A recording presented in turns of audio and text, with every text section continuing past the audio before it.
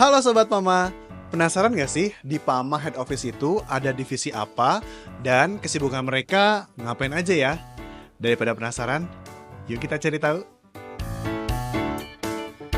Kita yang melakukan support untuk seperti kebutuhan barang-barang, pengadaan baik jasa ataupun goods gitu ya. Cuman di Pama sendiri itu ada juga kita yang namanya itu mengelola terkait fuel dan juga subkontraktornya juga itu SM yang pegang seperti itu sih.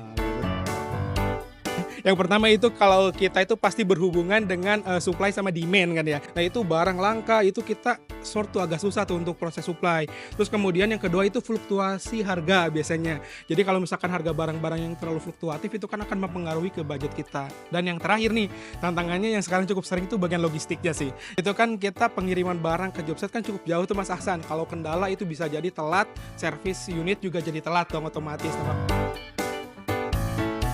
Dari inventory itu nanti dia yang biasanya melakukan untuk planning kebutuhan stok kita itu berapa. Pembelian dilakukan oleh tim purchasing, kemudian warehouse juga itu mengatur di depo ya, di gudang itu mengatur distribusi sama proses receive dari barang di kita gitu. Support, karena sesuai tagline kita, we support you full. Jadi tugas utama dari divisi operation adalah memastikan kelancaran proses produksi untuk semua jobset Pama ya, secara keseluruhan itu berjalan dengan lancar. Yang pertama adalah kita harus memastikan bahwa proses itu semuanya dilalui dengan baik. Bagaimana kita bisa mengontrol jam produktif dan jam tidak produktif atau unproductive time.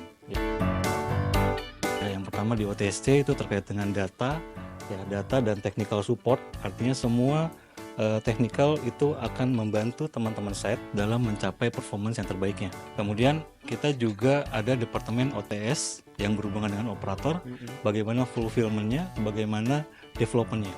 Sama di OPSD juga itu bagaimana staff kita dari GL sampai dengan PM ya, dari fulfillment-nya dan development-nya. Ya, dan yang terakhir departemen safety, bagaimana kerjaan kita dalam mencapai target produksi itu berjalan dengan aman dan selamat. Gitu. Sigap, ya. Sigap itu siap laksanakan prosedur dan tanggap memperbaiki deviasi.